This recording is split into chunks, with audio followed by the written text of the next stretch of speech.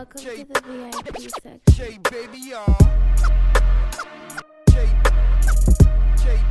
I want to start with the whole Jay Prince takeoff situation on where it's been. Have you guys ears been to the streets? Where's that going? Top 5 in Yonkers right now. Not even Top 5 in Yonkers right now. Right now. J1, Kiss Son. I like him. I'm taking him. No, what's good, y'all? It's your boy Shay Baby. Yeah, it's getting nasty out here. So we got Michael Jordan's son has officially said he's officially with. Yes, that relationship was just more public because of who she was and who the child's father was. So, but Justin and I, we have the best relationship because I was just doing what I came to the crib. Cousin, come here, son. It's crazy. Voice was chopped. Yo, he was like, y'all was looking at me all serious. I was like, damn, we got to be related. The way he talking to me was crazy. Yeah. Yo, so nigga say, yo, you know, you remind me. You ever heard of Allen Iverson? I was like, huh? What? Yeah, I heard of Allen Iverson. I love him. That's one of my favorite point guards. Yeah, he asked me if I ever heard of him. I'm like, yeah. And he's like, well, you remind me of him a lot. I said, what? He was like, yeah, you have similar games and personalities. I was like, sir, the man jumps way higher than me, but thank you for your compliment. I appreciate you. Hey, this was an amazing event. Hey, champ. And he kept talking to me, telling me, you know, people, if you do the right things, people will never forget your name. Yeah. And that always stayed in my head. Like, if you keep doing the right things, people will never forget your name. I'm like, oh, this is my point, because I want the world to know my name at this point. You get what I'm saying? That's why I call the world Magic's World. And that's why I say the BX connect around the whole globe. It's Magic's World. I show love to the world. So with saying that, I say all that to say this. With playing for Doc, I knew I had to defend Doc, because Doc, he, like all of these other teams like Gauchos and Riverside, they was all deemed better. Now I'm like, I want to show people now Doc got a whole new group now, and we killing now. Like, he got his whole team right. I'm with it. Like, and I'm going to kill. So every tournament, I'm telling you, I told you, I played against the Ron Wagner when all the nephews and the cousins had the cornrows. Everybody came in looking like your man Dave Chappelle, half-baked. They all came in there looking like that, dog. Shit was bananas, fam. I'm sitting there looking like that ass. All of them looking like this with the cornrows. I'm talking about some of them joints had spaces in it. You could tell some people with hair wasn't right. They wasn't grabbing the little braid enough. It was crazy. Yeah. Like, some was like, yo, they all walked in. And I started killing. And I remember going back and forth with the uncle. He's talking crazy. Yeah, my nephew better than blah, blah, blah. I'm like, yo, you know we used to this joint. I don't be disrespectful to the uncle. I'm just talking, you know, the ball trash and laughing with him, laughing at him. You get me? Because I'm getting the best. So guess what? The Wall Wagner come down, try to hit me with this joint. Ha! That crossover. Ha! That long joint. Yeah. Knock it off. You're not AI, Mo. I'm right here. My arms is dumb long. It's just shit long. Yeah, my hands is round there. Cookies! Had that joint. Wow. Cookies looking at him. He had big Arthur too. He was ringing. So you saying it's safe to say you bust the Ron Wagner's ass? 40 apiece, yeah. Yeah, knocking on, he had a ringer. The big guy after that went to Memphis with him. The big guy, he was ringing. They had other ringer. I gave them dudes, look, that's what I said. Everybody you can name that's supposed to be better than me that was ring time or know these rappers or know anybody else, I'm giving them the BI. The business, as we call it, and on the courts in every city and state. The business. You got the BI. And I got love. I told the Ron Wagner when he was on that joint with all the smoke. I was like, yo, we got some battles. Easy type back. You right? You know what I mean? Because, Chad, this from everybody.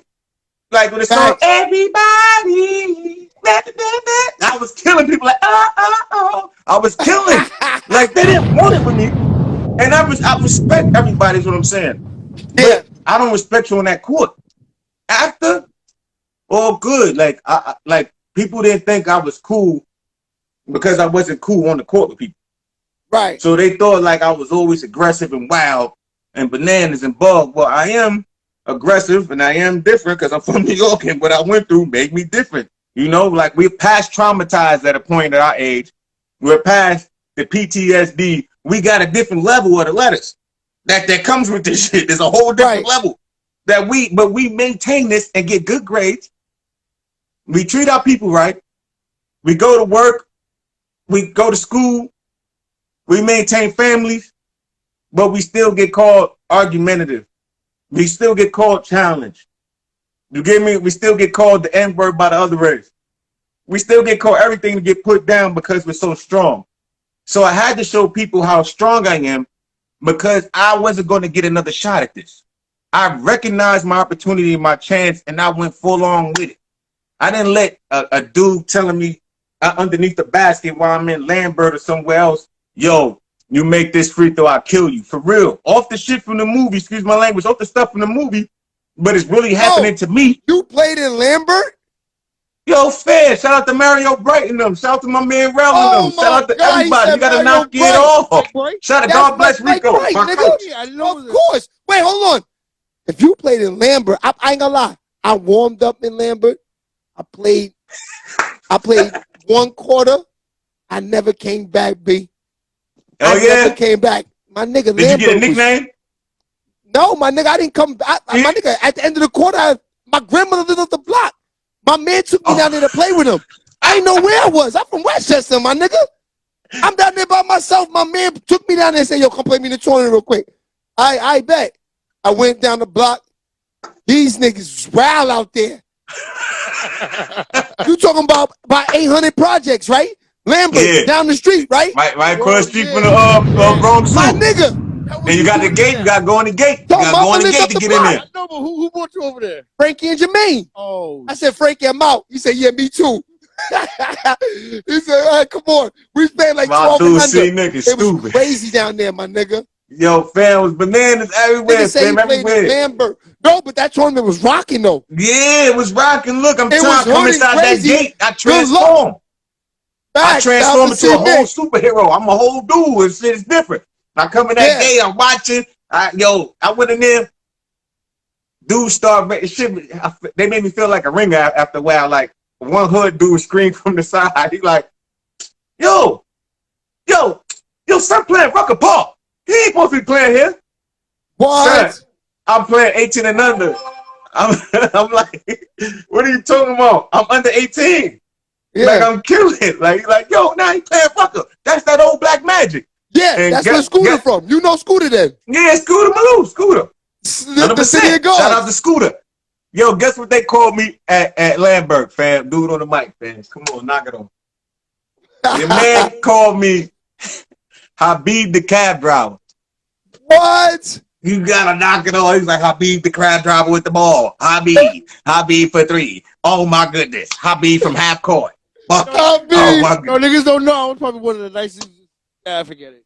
Why they call you Habib? Man, knock it off. I was darker than this because it's summertime too. And look, our people are racist within itself, man. He was inflicting his self-inflicted pain on me, brother. Okay? Habib for 3. Yo, man. It's a goodie tonight. Okay, so now nigga say he played in Lambert. This is crazy. He's in from the Gunther. So everything. Okay, so all of this. Is this what gets you to Pittsburgh? How the fuck did you get to Pittsburgh? All of this is getting me there. All this is like going there from Hoe Avenue to everywhere. It's getting me in front of people. Playing in Hoe Avenue, we had the Battle of the Boroughs. That's what I was talking about. We won. Battle of the Boroughs. We used to have to play against all the boroughs, and I represented the Bronx, playing with the Bronx team. So we beat Riverside, we beat the Gauchos, we beat all other joints. Yeah, but y'all kind of stacked though. I know in that team you got Will Shaw. No, I'm playing with Kids Bay. I'm playing with my man, my people from different places, from not Lambert, Saquon, like my man Ray Money. Like the dudes that Kids Bay don't want to take. I'm playing with them. I'm with them. Like, look, they try to play me. Facts. I'm telling you, they try to. And then look what happened. Oh, skyrocket, bananas. I'm going everywhere, killing, thrashing. I got the team rocking. You know what I mean? And then they try to set me up. They try to set me all up because they think I was going to do good. Yeah.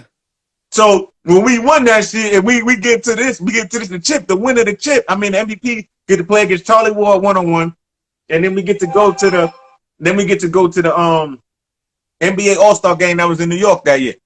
Yeah. We get to go there. I didn't go because I had a headache, but I was looking for that one-on-one with Charlie Ward.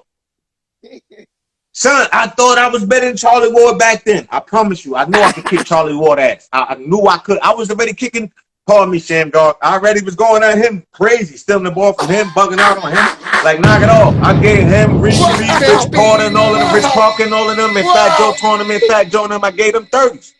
In the championship game, 30s in that gym, right on the corner, right across, right there, Forest Projects on the corner of the gym, right but there. But you know Sham is the GOAT, though.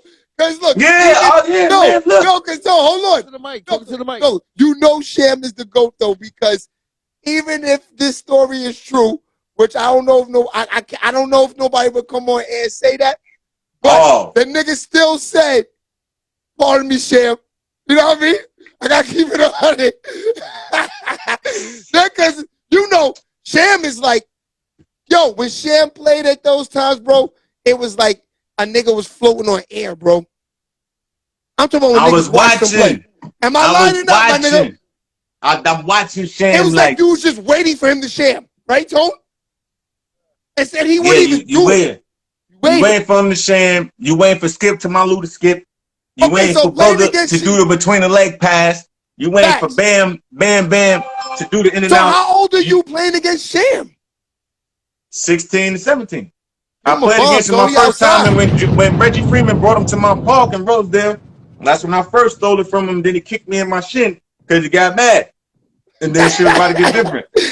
So that from then on, and then I love Sham. Like, look, I grew up watching Sham on TV all the time. You got to knock it off. Him, Derek, and 7:30. You know what I mean? Jamel Thompson, like Jamel Thomas, like all of them, man. Like I'm talking about Ruben Garcia, Austin Crozier. I watched that team, OD Bananas and the Big East, all of them.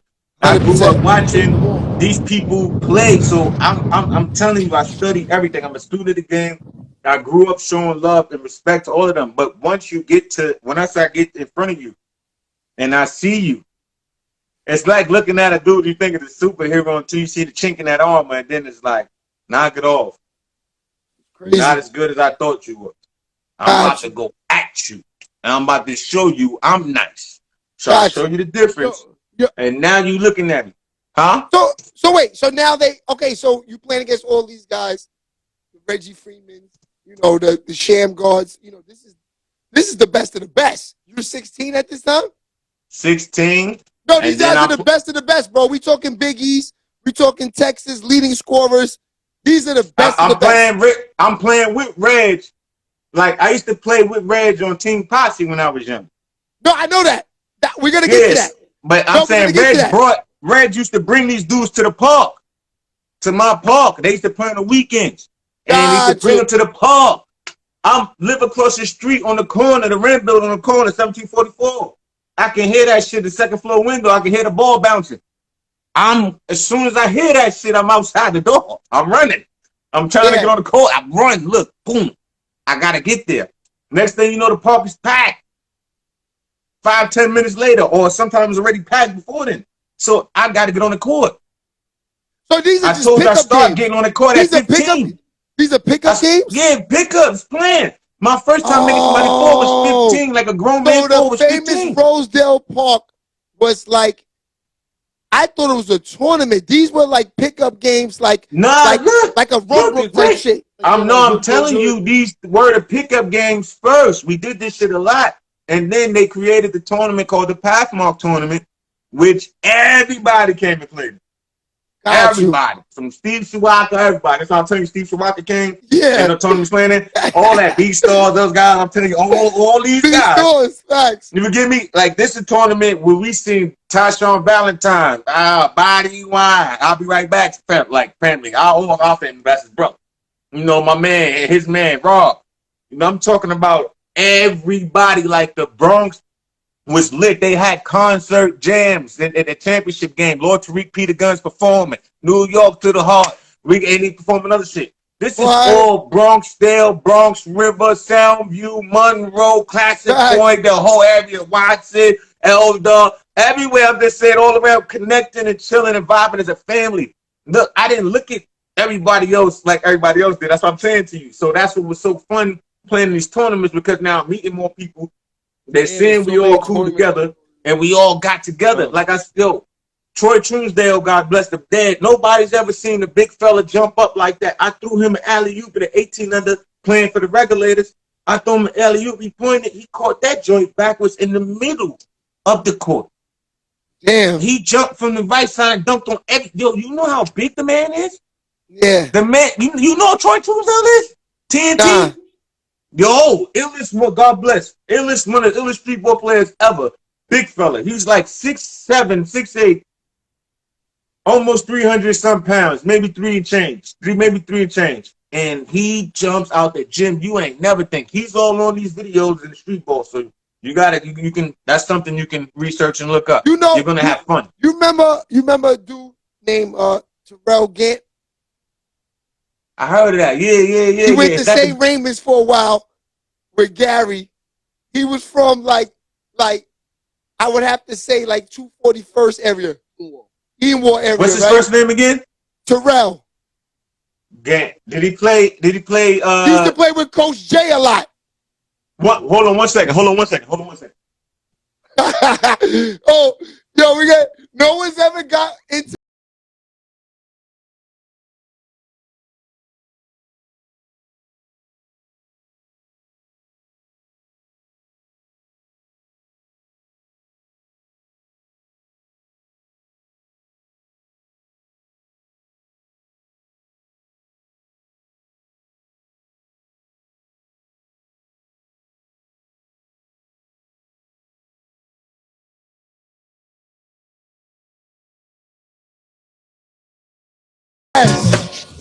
There goes Scooter. Yes. Hey, yo. Yeah. Lots, baby. Definitely fire in the moment. We waiting for him to come back. It's lit. Yo. All right. Yo, my bad. All right, baby. All right. VIP section. All right, I'm about to tell y'all how I got the pit. My bad. I gotta speed this one up. Yes. All right, hey, look, man. I got the pit simply on some real life stuff on this vibe, man. Playing for Doc. It was an AAU tournament, and we was going along before we got to Long Island and Hofstra, the Hofstra tournament, right? Jeff McMillan and Justice Graham and the dude that Jeff brought, and that's our brother too from upstate New York, from Pete Skills, Corey Spencer, 6'5". We call him Debo. Corey Spencer from Peekskill? Yeah, from upstate New York. Stocky dude went to Fordham with Jeff. Yeah. I know he is. You know, he could shoot nice mid-range. Yeah. He was better than Craig Smith from Boston College, kind of like that, but different than Craig Smith. Yeah. But Debo was crazy because Debo didn't have any schools. And we was trying to get Debo schools. So we out there playing against Jonathan Hargett, you know what I mean, and the Atlanta Celtics. Salute to those guys. Great AAU team, Atlanta Celtics, great point guard, and Jonathan Hargett. And he was out there.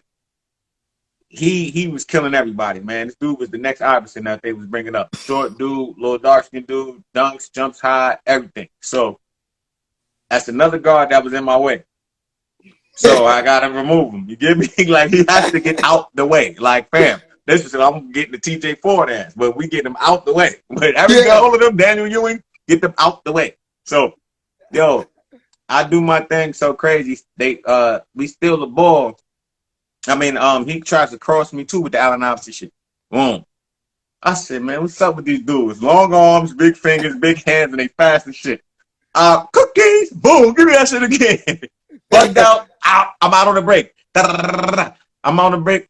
Here come his little high jumping ass, thinking stupid. I dropped that shit, swoop behind my neck to Debo, Corey Spencer. Boom, breaks the backboard. Breaks the backboard. Yo, we in Cali, the double pump tournament.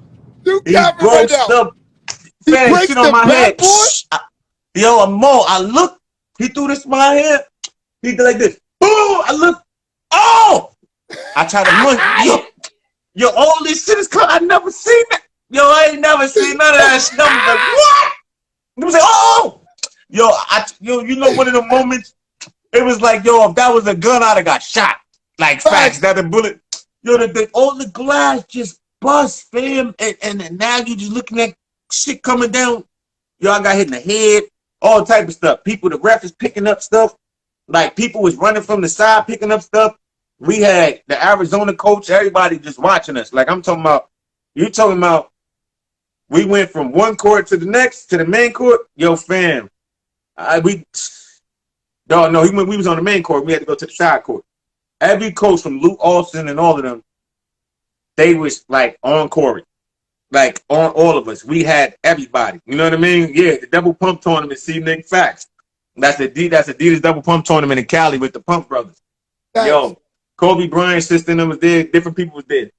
Yo, we went so crazy. We had so much fun, but we beat that top team. And everybody was getting schools and getting looks. I say, yo, Doc, I seen the pick coach, one of the assistant coaches. I say, yo, they was looking at Debo, and I'm like, yo, Doc, yo, I want to go to Pitt. What's up with Pitt? like I see this talking about all three of them were supposed to go to Pitt. Debo, Justice Graham, left-handed 6'8", cold-blooded bucket getter, and then Big Jeff McMillan, 6'8", big man, bucket getter, left hand, right hand, jump hook, whatever, great outlet pass to everything. And so it was like, damn, all these people going to these Big East schools or going somewhere else, I don't want to be left out. And I'm killing. And I'm still feeling like I'm being left out. So I'm like, shit, yo, this is crazy. Madison Square Broncos, salute, fam. And I was like, you know what? Yo, Doc, I got to talk to you. Yo, you think I can get to Pitt too? I started looking at Pitt on watching them on TV now. Now I'm watching more college basketball too. And I see Pitt play against Khalil Amin and those guys in UConn. And I said, yo, at Pitt, they had so many minorities in the stands. I was like, oh, shit, I got to go there. That's not even one of them, black schools, what are that? I don't like saying the black thing because we're not a shade of black. So it was one of them all brown schools, man. Supposedly, I'm like, what? Champ, it looks like that. But no, when you get there, it's a trick. It's all the trick. It's snowing out here every day. It doesn't matter. It could be summertime and snowing. Okay, give it to me. It's crazy. Yes. So I get there. I say, yo, die. I say in the crowd, you see bad brothers. But when you get to the school, it's snowing out here. So that's just the people in the crowd in the games. Yo, it's crazy, man. So I say, yo, he's doctor telling me you gotta work hard, just stay positive. I'll talk to them. Long story short, they didn't want to go there.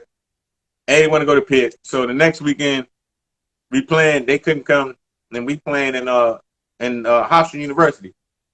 And Ben Howard that's where I went to school. Brings a Shout out to Hofstra. That's where I went to school. I played football. Oh yeah, definitely. Shout out to Hofstra, man. I love it. You say you went to school there? Yeah, I was on the football team, but I was there with. I salute my brother. American East love. Yeah, salute to Hofstra. You already know, baby. Yeah, Hofstra. I love Hofstra too, man.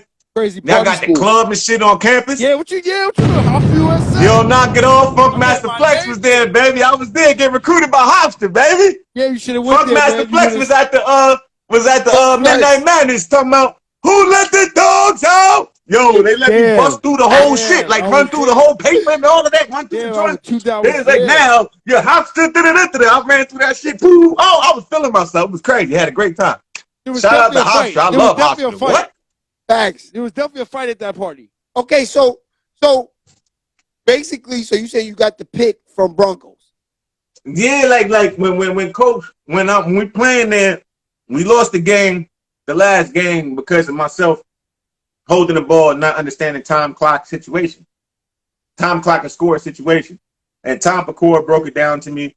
And so he broke down time, clock, and score situation, how to handle the ball in different situations, manage the clock well, and realize the situation that you're in the moment that you're in at the time while you're in possession with the ball. So I was like, man, damn, I messed that dang up, holding the ball too long and dribbling too much. So we lost the game we shouldn't have won. So we get to the hotel, somebody knocks on my door, and I'm in there by myself, and next thing you know, it's Caucasian man that's Ben Howland, and he has a Carl Krauser jersey, and he's holding up like this. Jordan Clyde, what up, man?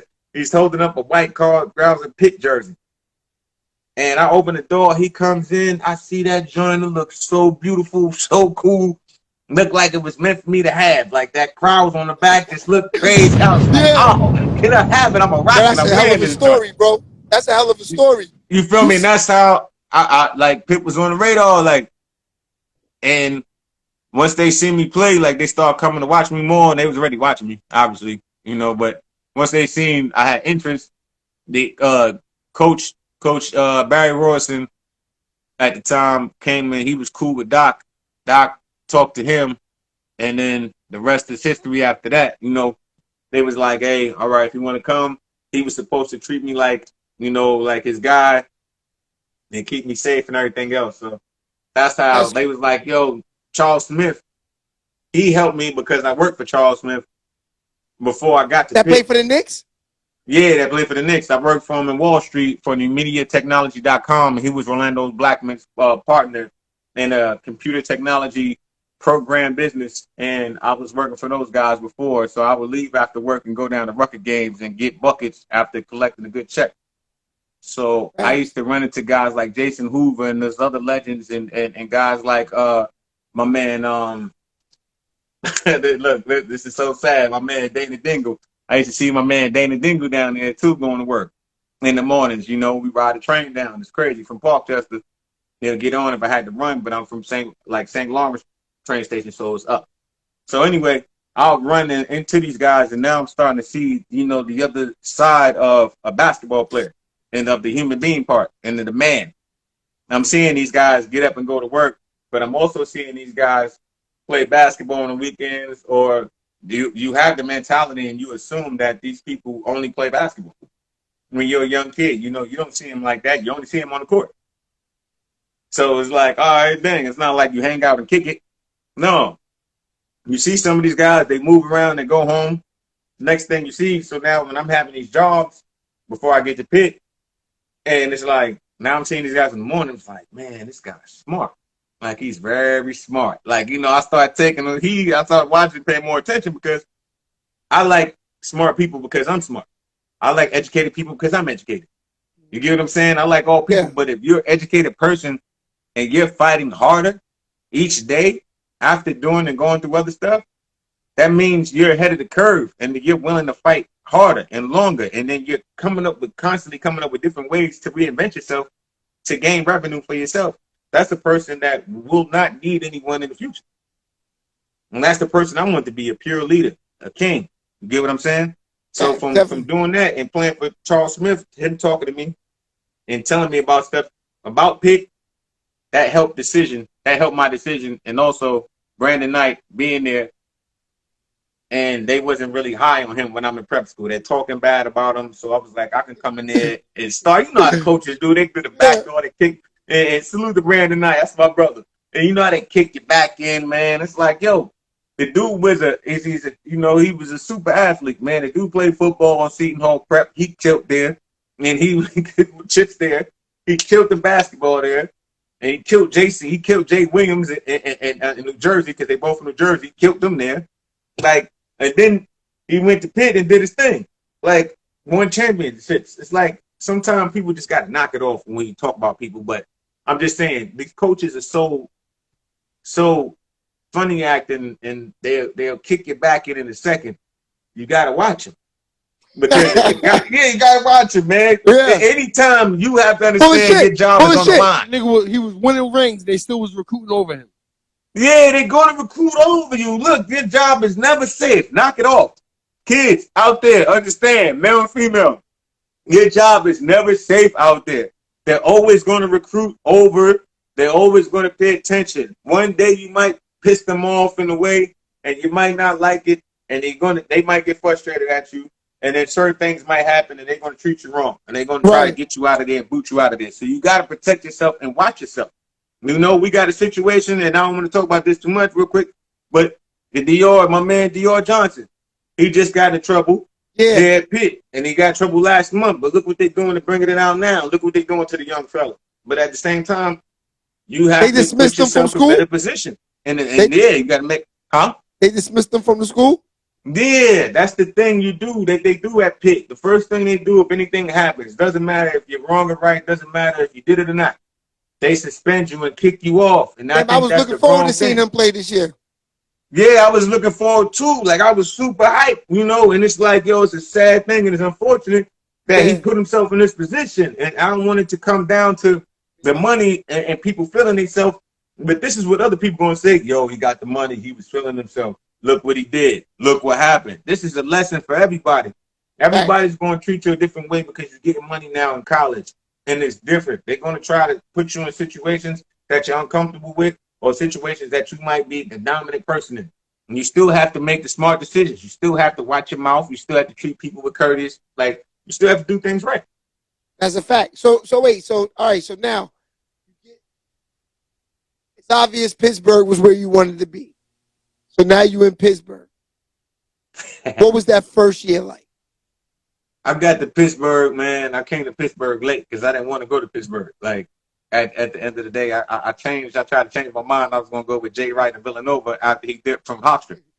Yeah. Because I was going to go to Hofstra.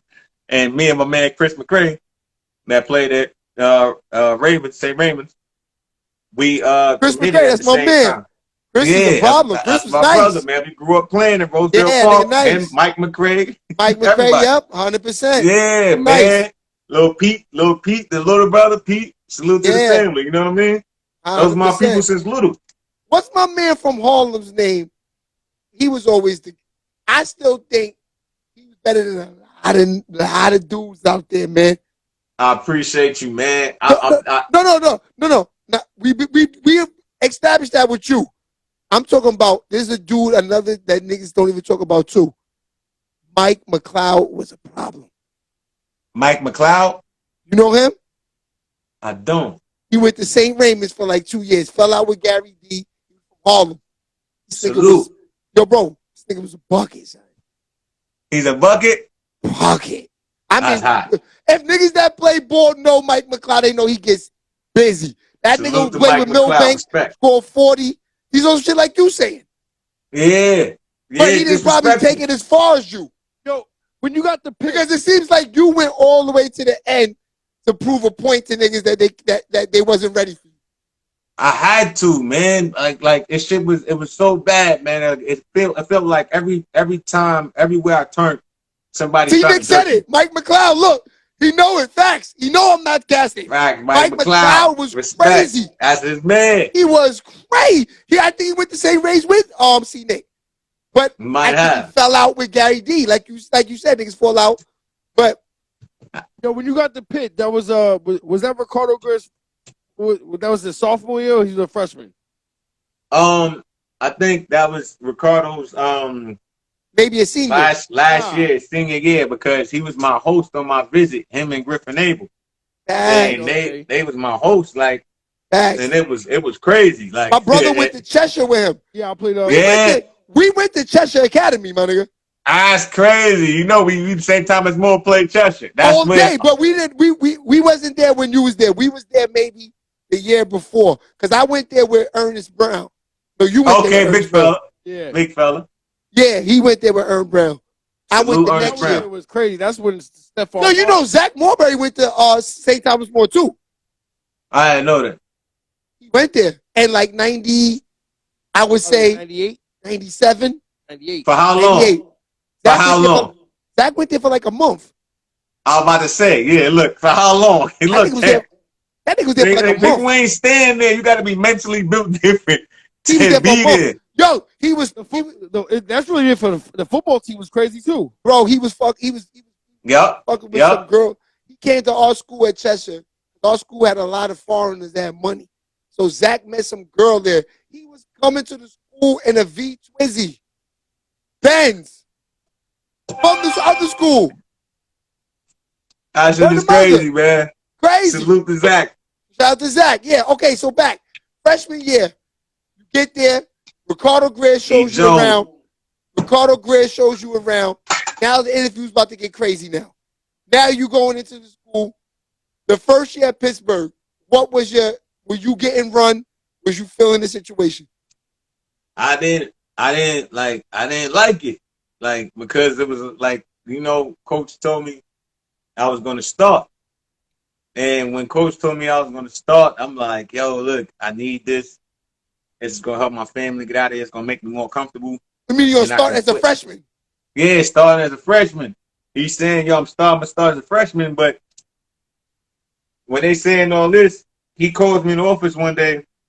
He's like, the boosters, he told my brother, bless, and they carry most of the say so at that Gibbs time. In the building. Shout out to Ashton Gibbs, my He's brother. He's a killer from Pittsburgh. Boogie. That's my brother. Shout out to the whole Gibbs family. 100%. You know what's crazy?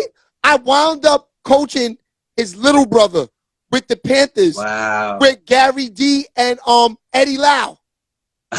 Salute Eddie Lau, 100%. Yes, I wound up coaching. Hey, my father was, I was like assistant coach with them, but I wound up fucking with them. His little brother could play too. Yeah, both his little brothers got game. They got game. Yeah. Notre Dame and Seton Hall and all that. 100%. They got game. The Gibbs 100%. Family is like that. We ain't talking about Freddie Gibbs, baby. We talking about Ashton, Boogie. 100%. Okay, so you say you wasn't feeling it at first? Nah, it was whack. Look, I'm off the nine. You telling me I got to come off the bench? The boosters, they pay the bills. They pay all of this, and this before we getting all this TV time. Yo, you know what I mean? It's crazy. I don't want to do this. I'm doing my thing in practice, but I had to understand. I had to humble myself.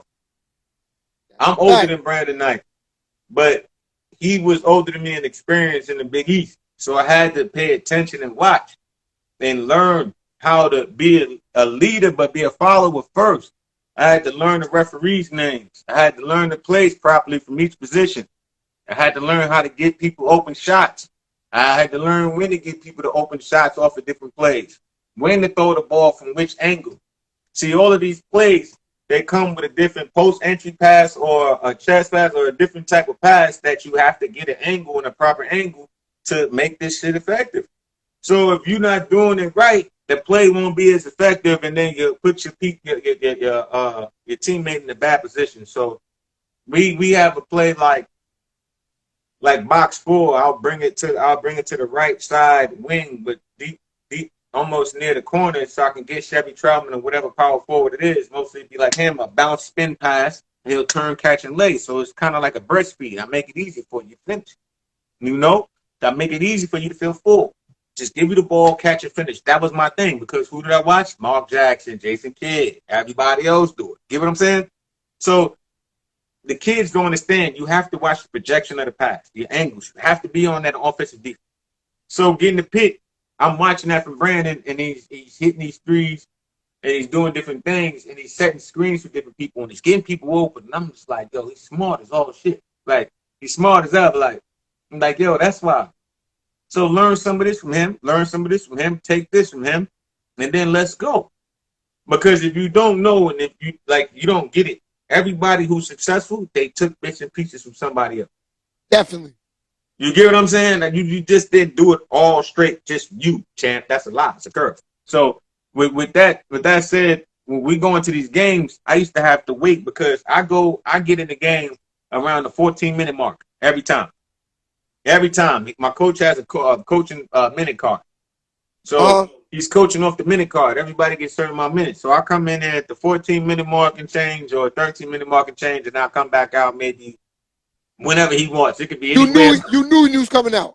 Yeah, I knew 100%. Like I had this shit programmed in my head. And sometimes I would come out earlier before. You know what I mean? Because I would do something good. I'll make a layup or drop a dime good. And they'd be like, yo, nah, get called. They don't want me to outshine people, and it was getting frustrating. It was getting annoying, and that's why I had to take things as a positive challenge. I don't want to keep watching this. You know what I mean? And I'm doing my thing in practice. The first team is losing to the second team a lot, and then I'm out here just working my ass off. I had people even trying to set up shit to the point where they fake injuries so I can look bad in Big East games. This is shit I went through, though. I'm just saying. Like, fake injuries. When you play against UConn, now they ankle hurts. Yeah, the ankle, my Achilles hurt. Oh shit, on shoot around, and this is in the morning. Oh my god, yo, knock it off, son. Like, come on, son, this is too much. What do you mean? Like, So we you gotta look bad. stop. So now we playing the Killers. Now I gotta play the whole game and shine, right? Yeah, but look, he making it seem like, yo, I ain't gonna do my thing. We played against Providence, against Sickle Cobb and them, and all the rest of the guys. Shout out to Sickle. Sickle. Woo! Sickle Like, killer. come on, yeah, the problem child. Broke apart, the problem child. It's for the Nah, Bronx my too. man, That's son, Sickle. Sickle. And salute to his family. 100%. Like, yo, I had to just really overcome a lot of adversity, man, and personal hate within on the team. And literally just keep learning at the time and not like lose my cool. Because the first thing they wanted to do was kick me out of school. It's gonna be the first thing. So I didn't want to go back there. I wanted to stay here and show people I can get through any adversity, I can get through anything you put me in front of, and I'm gonna be that inspiration and that poster for any child out there that feels the need to quit or anything So else. it was in the. So you saying it was in the air in Pittsburgh that you wasn't coming back? Yo, they knew after a certain time I'm not coming back. I didn't want to come back. Like, you got to be kidding me. I'm getting treated like trash. Like, they're giving my stats away my freshman year to Brandon Knight. And then the dude What tried you mean? to did it later. Your stats Yo, away. Doc, my AU coach, and Joey had to come to the game and pick and be like, yo, like, hold on. They kept the stats and they picked it. Like, I sat with the dude that was doing it one game years ago while his son is now, he was, well, not now, but his son was a manager for the Pitt team. I bring my daughter to the game to watch Pitt and support them. I ended up sitting next to the dude who used to do it. Wow. Bullshit stat. Yo, he's like, yeah, that was, I said, get them. Yo, you know how crazy that feels, man? You mean like if you get an assist, they give it to him?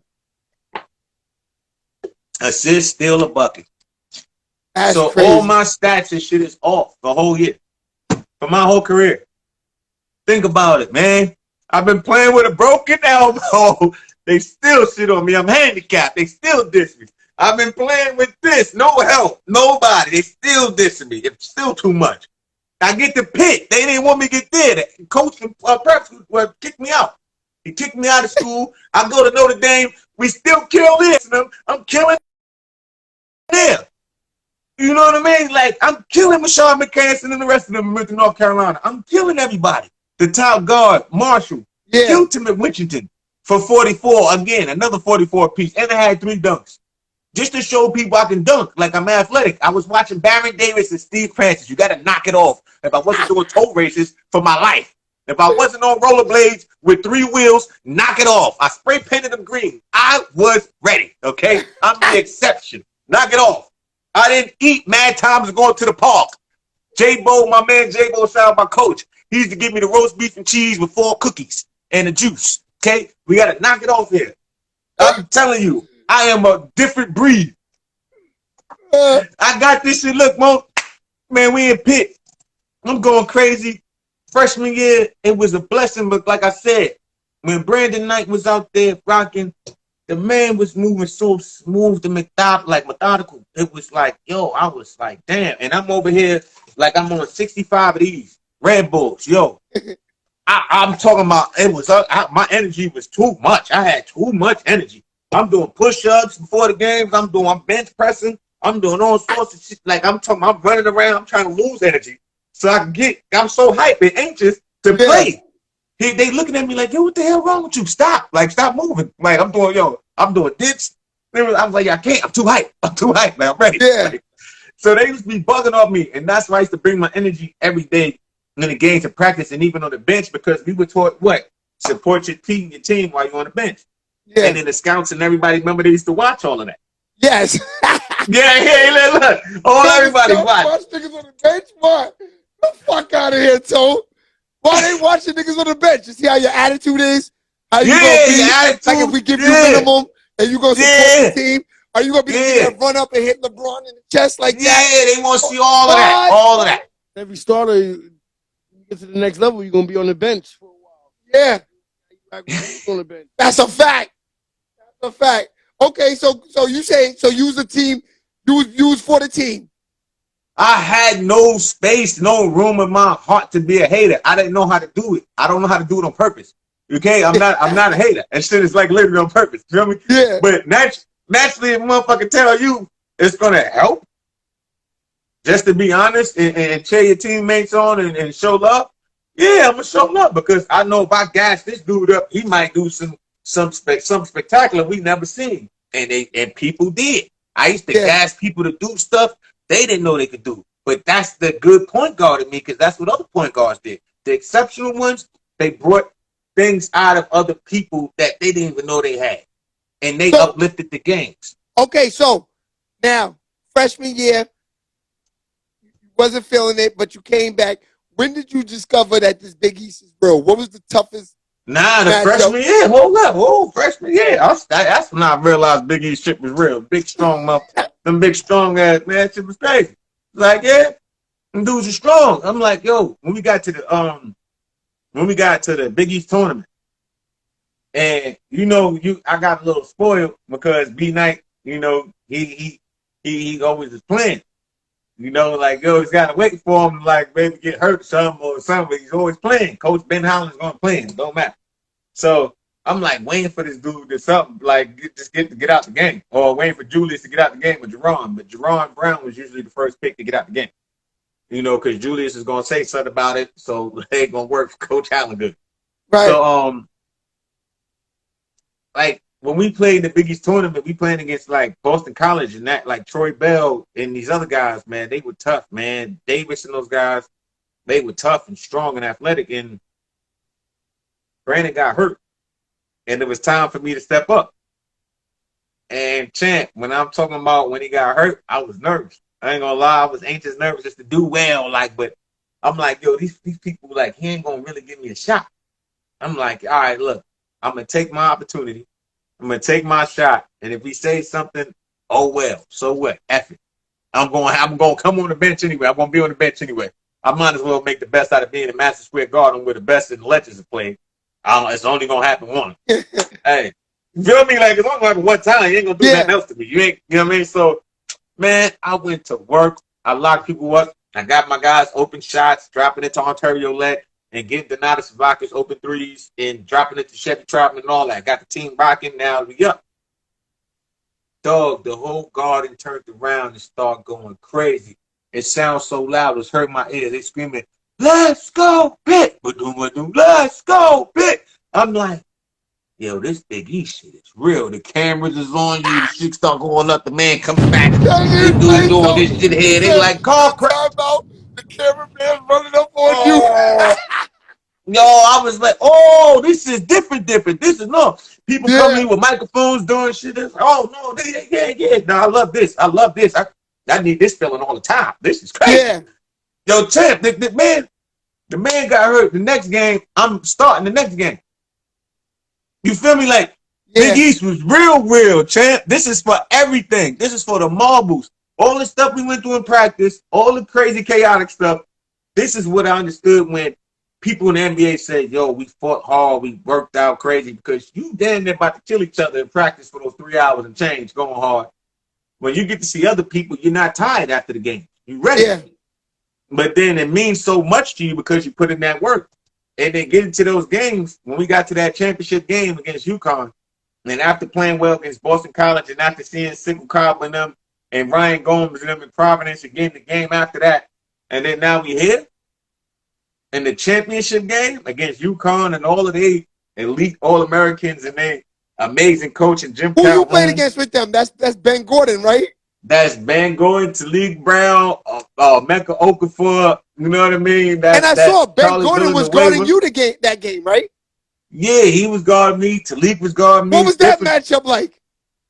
Comedy. Shit was comedy. Like, nah, let's keep it real. I mean, you done been real so far. You done been real so far. Baby. This is you win that shit. I mean, you might as well come 100 a night.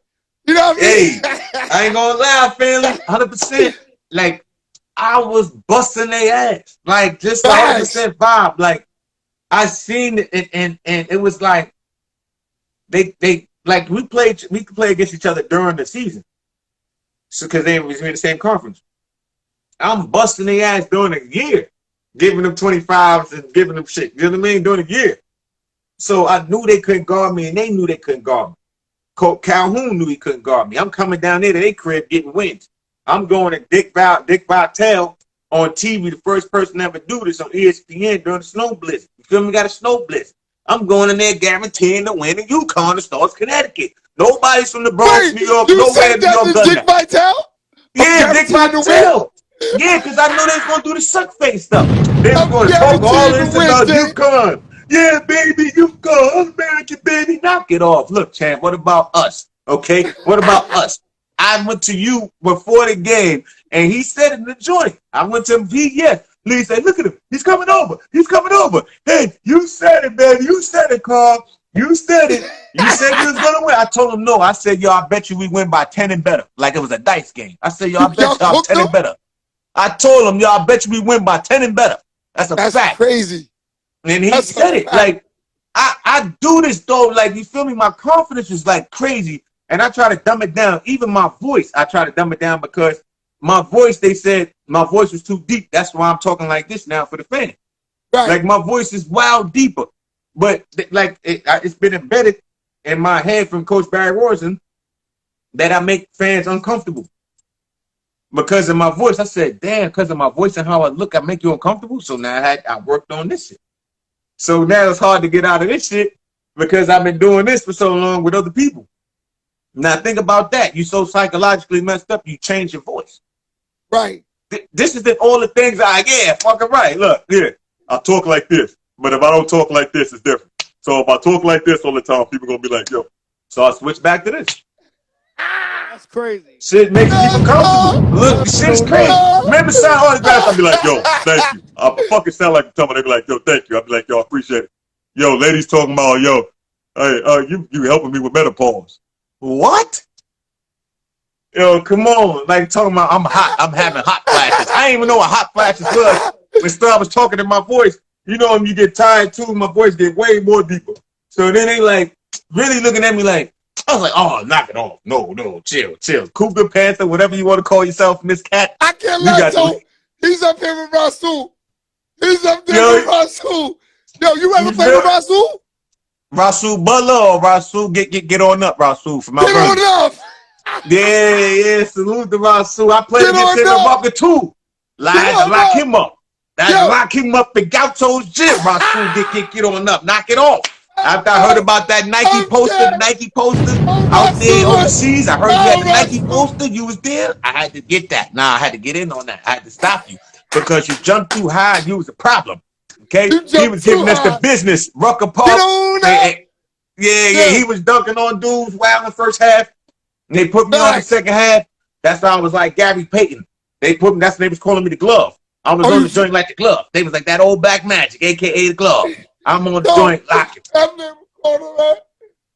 Looking at that good old Black Magic. Yo, dude was wilding. It was funny shit, man, but he was wilding, man. Dude jumping so high, man. He was doing stuff, man. He was him and a lot of people, man. The Kia Miller, Bevon Robin, all them dudes was wilding, man. So, that's a fact. No, we're going to get there. We're going to get there. So, Pittsburgh. By the way, you're giving a great interview, bro. I appreciate you, my brother. Thank you very much. You spoke on the phone. You said, Shay, you know I does this. Facts. Give it a good one. Yo, okay. Hey, yo, all love. Salute the alkaline water, baby. Salute the alkaline. Alkaline Otete Ocho, baby. Otete Ocho. Let's go, baby. Facts. Okay, so now you done killed Ben Gordon. Shout out to Ben Gordon too. I hope he get through everything he's going through. But yeah, me too, man. Yeah, that's fucking crazy. Me too, crazy. Yo. I ain't want to say nothing about that, yo. I try to back off for that one, man, because that guy's amazing, man. I like Ben Gordon. Ben's my man.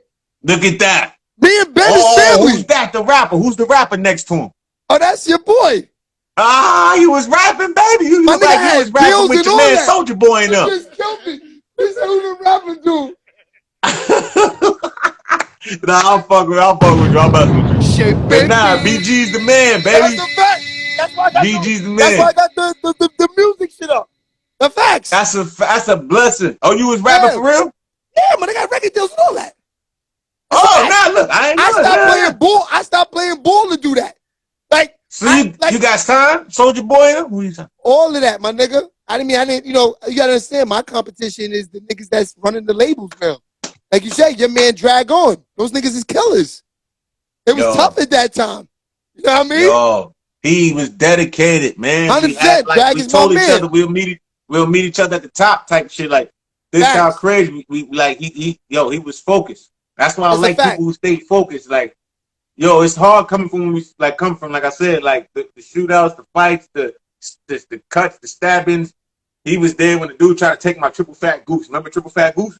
Like 100%. On Whitlock Avenue at a train station nobody goes to. But that, like, he was there witnessing how I had to handle myself against the grown man with the knife. Like, it's different. And I went home with my jacket uncut. So this is real. You have any what was your most memorable moment in the games that you said that you felt was the most clutchest situation or move, or the best? If you had your number one situation on that court in Pittsburgh, what would that be? Shit, that's a lot. And who was guarding you? Damn, I could tell you one of them. One of the top ones. I feel is one of the top ones because I went through a lot of pain after this one, you know, and we was playing against Notre Dame at Pitt, and I believe it was my junior year, I think, and we were playing against Chris Thomas and Chris Quinn and those guys, and Terrence Francis and different guys, and I went up for a rebound, and Big Mark McCarroll, 6'10", big ass head, 50 Cent man, my man, he hit me. He got pushed. I thought he got pushed. He went back, and yeah, he did get pushed by the big guy, and his head went back right to my teeth, like top of this head right here just went right to my mouth, boom, like this. I was like, so these front teeth right here at the bottom, they got knocked down and trapped my tongue, so my tongue couldn't move, but I still had the canines right here up, and then this lip was stuck in these teeth right here, and then this top canines here, this lip here was stuck in them, like in the root, like, and so now my shit is stuck in there. I'm like, and then now I'm like panicking fast because I who has their tongue trapped by their teeth ever? I don't understand that. So yeah, so I did like this because my lips are stuck to my teeth now. Each one is stuck to the teeth.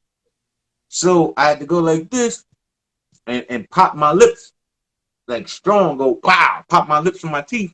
And then now reach in my mouth and then pull my teeth, the front row teeth at the bottom, pull them up. And that's how I pulled them up like this. And then, so after that, I was bleeding. It was crazy. When I pulled the lips out, it looked like one of them animated karate flicks. The shit was like, squirted out like one of the old ass Wu-Tang joints. I'm like, yeah, give him a bomb, bro. That's some shit.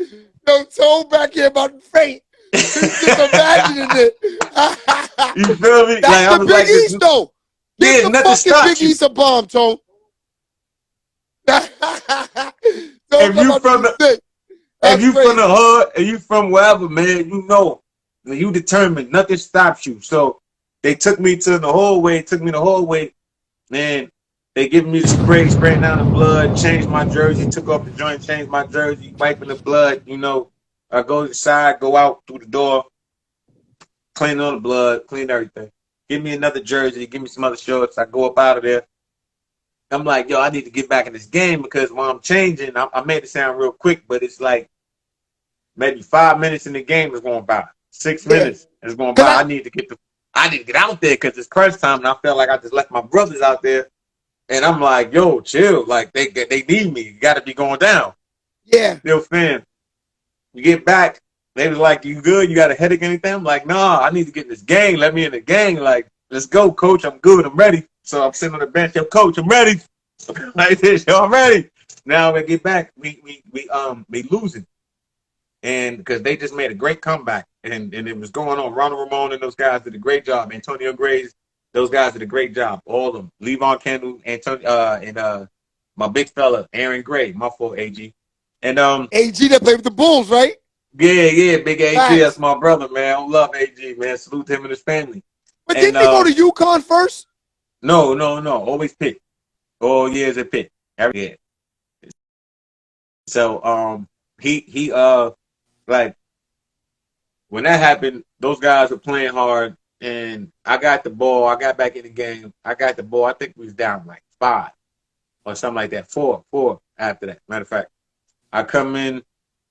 I hit a nice 2. No, I hit a nice 3-pointer. Excuse me. I hit a nice 3. They gave me the ball from deep. I hit the 3. Then after that, I come in. They score. It's like maybe 12, maybe 13 seconds left in the game. And I get the ball. I'm on the right side. I cross over to the left, make a move, and I do my floater going to the left side, but I'm doing it with the right hand, so I'm kind of like sideways like this. Yeah. Because I know the refs ain't gonna call no fouls for me. They used to cheat me at Big E so much. Shit was crazy. So I got my floater off, bucket, game time, slow motion. It looked bananas. I was like so happy and proud of myself for that because everybody, it was like a Jordan moment. Everybody in the gym knows where the ball's going. Yeah. Everybody knows gonna get the rap. Me. So what game that was against? Against Notre Dame. I got the game up there too. It's on my IG. Yeah, I'm gonna go see that tonight. That's a fact. Yeah, it's on my IG. Watch out. You're gonna be like, yo, you made it sound too easy. No, it was. I went to work and I got crazy with it, and I created enough space. So from Pittsburgh, did you get any NBA? Because yo, bro, you was killing in college. I mean, Pittsburgh was funny, man. Like, cause when you win the championships there, they tell you when you get to NBA camp, my junior year, they want senior leaders. They want people that are as close to the NBA talent as possible. They want you to come in, develop. They say all of this and blow smoke up your butt. All of this shit is all a lie. Like, it's crazy. Me, Jerry McNamara, and a couple other people, we were all people that won championships in the conference or done something in the league or done something in college basketball. They wasn't even really looking at us. Like, we got workouts, we got different stuff, but at the same time, there was favors being handed out. There was so much other dark secrets and other stuff that I'm not going to disclose at this moment. But it was so messed up, and I can tell you it's so bad. It isn't like what you think. Like, we fight hard for this truth to believe if we are working in the pursuit of happiness, we earned everything we got because we worked for it. And it should be, honestly, a true fact that if you work hard and you're pretty much the best person for the job, you should get the job. But you shouldn't get the job because your friend or your dad or somebody hooked you up or somebody did this over the other person because he has a family struggling too. He has something going on with them too. Right. But people don't respect that. So in all retrospect, what happened after Michael Jordan called one year, after I came back to school my senior year, Michael Jordan calls at 7:30 in the morning. I'll give you this one. Keith Glass, my agent at the time, one of my coaches put me on with my assistant coaches because I got threatened by Jamie Dixon. He was telling me if I don't use one of his agents and one of his people's agents, they're going to mess my career over. I'm like, man. So now I'm with Tony, Coach Lombardi. I'm with Coach Lombardi, and Coach Lombardi puts me on this man. He's like, because Coach Lombardi was the coolest one at the time. And he put me on with his man, Keith Glass from Jersey. And he's telling me how he's Scott Skow's, agent, and he's Larry Brown's stepbrother and all this other stuff. So I'm thinking, I'm golden, like I'm good. He had my man Royal Ivy. He was his agent. He got Royal Ivy like 1 point something million. I said, Royal Ivy did like 10 years in the league. Thank you. So I'm telling you, I'm saying politics. I got you. I feel you. Yeah, it was mad crazy shit. Like the agents could keep, because there's favors that the agents get that So because they know they get a percentage. So the NBA and the favors they have are keep a nigga on the bench for 15 years just so they can make their little. But then the couches, I mean, the coaches and the scouts, they have ties and shit too. Yeah. So the coaches and the different scouts, they have ties too. So they have relations. So you're doing a favor for a favor. You might take 2 or 3 guys for this one guy in exchange for this, and that's what goes on for whatever money. Didn't matter, but you just waived me. And then they say, yo, look, the dude should be happy, whoever player it is. They should be happy to go play professional basketball overseas and make money instead of just being on the street. Yeah. I didn't work to be a professional overseas basketball player. I worked to be a professional NBA basketball player. That's why I kicked NBA players' ass before I got there. Yeah. You get what I'm saying? Fact. That's why I did what I've done. That's why the NBA people that's talking in this seminar now, the 10-hour seminar now, know my name. That's why Keon Doolin is walking up to me talking about, what's up, Mr. X? What's up, baby? I see you, the Bronx in the house. I got you. Jerome Williams, Junkyard Dog. He's coming up. Kobe, everybody. I'm saying all that to say this. People already knew. But I seen that they already knew, so there was something else going on. Yeah.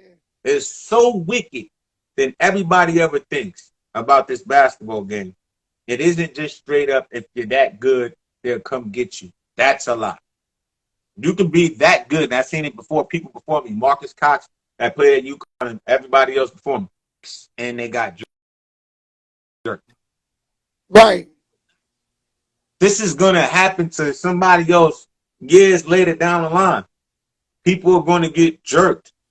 And it's a shame that this happens because there's nobody else that can step in and say, no. Because if you mess with the line and you mess with the arrangement, then you can find yourself on the outside of the brotherhood. That's a fact. That's a fact. It's dirty. That's what I'm saying. It's messed up, it's shady, it is dirty. So don't always think that, and don't feel bad for not making it. Just believe in yourself and understand you didn't do anything wrong. All right, so after you killed Pitt, then you said the NBA has some hidden agendas. So now, I guess that summer, you play for the national team and you play against the USA team? Nah. That summer, I was playing Rucker, and that summer I was traveling doing. That summer after that, I was getting ready for. I just came back from Germany, so it was 10 months over there in Germany, and I wanted to be with my son, so I was spending more time with my son. And you know what? Later on, yes, it was. I was like, it was a song by my man Old Coop, you know, and we playing out there in the summer, and the St. Croix team hit me up. And I was like, yo, this is Tim Duncan, Rajah Bell. Yeah. And I played Rucker. So you played with Tim Duncan and Rajah Bell? Yeah, I know Tim Duncan's best friend and those people. I know the ambassador of the island. I know all of the people, but I never talked to Tim Duncan. I never got a chance to talk to him. Never got a chance to speak to him. Yeah. I know Rajah, and I think I text Rajah. We was texting in the hotel in Vegas. You know what I mean? He was supposed to come play with us, but he had a back injury at the time. He was with Phoenix. You know what I mean? And it was a good thing because, you know, playing in the Olympics and playing and getting selected to play, you know, and recruited, it was like I seen people shy away from the talent and shy away from playing against the best. I'm playing against the best with a ripped groin. My groin was ripped, and then it started tearing, and I heard it in St. Croix, in the tournament. Playing in tournament, playing in practice, I heard it. Then we went to Vegas. We went to Pan Am American in Brazil and played in the Pan Am American games against Draymond Green and Klay Thompson and all those guys with Jay Wright for the Junior USA team. So I already had the experience of winning before then, but getting to play against the Junior USA team and talking to Jay Wright and knowing them and then mentoring the young kids. I almost got into a fight with Draymond Green. And shit I went left. I didn't want to play basketball no more. All I wanted to do was fight. They were just like, he gets you there, fam. Like, he's annoying. You don't have to be talking to him or nothing. This shit has nothing to do with it. This is how extra the dude is. I'm saying the dude is so extra. That's why I'm not even bugging off of what's happening. The dude is so fucking extra, yo. Son, you don't want to snuff him, just straight deck him, like, real quick. Like, yo, Mo, you talk too much. Like, no, look, no more basketball, young fella. Look. Like, your mouth was crazy. Like, so I had to chill and control myself. Like, yo, son, I waited for him. Like, I'm talking about we were in the hallway. I'm in the hallway and all that. Look, I was getting texts and everything. This was a bad outing for me. This experience is very bad. So I had to collect and come out there different the next time. And I'm telling you, I'm playing all hurt. We play again. Now we going. We did well out there. Now we go home to St. Croix. Stay there for 2 weeks vacation. Another thing happened. I get through it. Now we're going to go to Vegas. Now I'm telling you, it went from torn to ripped. Now it's ripping. So I got to get bandaged around my waist, underneath my groin and my thigh, and underneath my thigh, my groin. You know how that taping goes? That crazy stuff. Now you feel like you got a big cast on your leg, on the right leg. You feel like you got a big cast on now. And this left leg is free as all ever. And it's going like this. But everything is banded together from your waist to this right thing because of the groin. So I can't really expand my leg like that. Yeah. So when I'm playing against Jason Kidd, I'm playing hurt. Like every time I'm running, I'm hurt. Every time I'm doing shit, I'm hurt. So I'm telling people I did stuff because I wanted to show the NBA I can play through pain. I can play through anything you want me. I can go through any adversity that you want me. You just did what you did to me in LA. And the flight in LA, you left me from my Lakers workout, you left me at the LAX overnight. What? I'm the only player in history of NBA tryouts and workouts to get left at the LAX airport overnight and almost fight Paru Bloods and Mexican MS-13 people at the airport. They try to steal my bags inside the Mexicans first, and then I get at them, knock it off, and then I go out there because I'm trying to calm down now and relax. Now the security dude was like, "Damn, man, where you from?" I'm from the Bronx, man. He was like, "Man, all right, you from New York? You know how to handle yourself?" I was like, "Yeah, you seen what's up?" I go outside, a red truck pulls up with some bullshit, talking to some man. I snaps. I just lost it. Like, man, fuck out of there. I went walking towards the truck. I don't even talking about like they're gonna rob me at the LAX standing outside in this nice ass weather, and I just got pissed off and had to do what I had to do. Crazy. You know what I mean? So I'm there the whole night, the whole morning. I ain't getting contact with no agent and nobody else till what? 7 in the morning? 7 in the morning. I'm standing wide-eyed waiting. I'm up all night, broke day. And I got an NBA workout for my life with the Los Angeles Lakers. Mitch Kupchak is the general manager. Brian Shaw and them is the assistant coach. Greg Hodges is the assistant coach. And all this going on. They finally pick up the phone and tell me, oh, it was the what you call this fault, the secretary. I said, man, knock it off, man. Whatever. Blame it on whoever you want. This unprofessional type of shit here, this don't happen. This is the NBA workout. Y'all wouldn't do this to nobody. Y'all did this shit on purpose. So what y'all want to do? See if I can get through this shit and still come perform? I went there, jumped my highest vertical. I was pissed. I jumped my highest vertical. It was crazy. Like 39 or some shit like that. 39, 38. They were trying out for the Lakers? That's crazy. Yeah, dogs. I killed that day. What, me and Taj Gibson and them? Oh, but my man Daniel Horton from Michigan and them, they ain't see offense at all. Leon Poe, it was me and Leon Poe against Taj Gibson and Daniel Horton. Me and Leon Poe played for the Boston Celtics. Yeah, look, play that cow, dogs. Ask them. We went stupid. I was floating in the games of floaters and shit. I'm talking crazy. I'm doing all types of shit. Like, I violated everything. I violated the workout so much. You've been smiling like that, watching me like, damn. Like, whatever you want, 3, whatever you want, float me. I'm screaming, float me. I'm screaming shit. I'm screaming, game time. All this, like Brian Shaw over there laughing, bugging the fuck out. We doing the 3-point shit. I'm shooting from out of bounds because of the corner was so small. I'm shooting from out of bounds. He's like, stay in bounds. I'm like, yo, look at the corner. This is smaller than the NBA corner. Yeah. This is nothing. Like, he had me thinking I had like some size 15s on. This how real shit is. I'm just saying, man. I say all I like to say this, man. I had a great run, and I have a lot more to go, man. Maybe we can do a part 2, and we can get back on this and get back so I can finish. I know I gave a lot of people. I gave you a lot. I know we did different stuff, but on some real stuff, I would love to get back into this NBA stuff and show you and let you know about what really happened because I want to dive into the. I mean, the NBA. Realistically, are you free Sunday? Yeah. No, free no, Sunday. son. No. Honestly, I'm not done. I need to know about. Yeah, I want to give know you. about the NBA, and I need to know about. And I need to know about. We didn't get into the Rucker.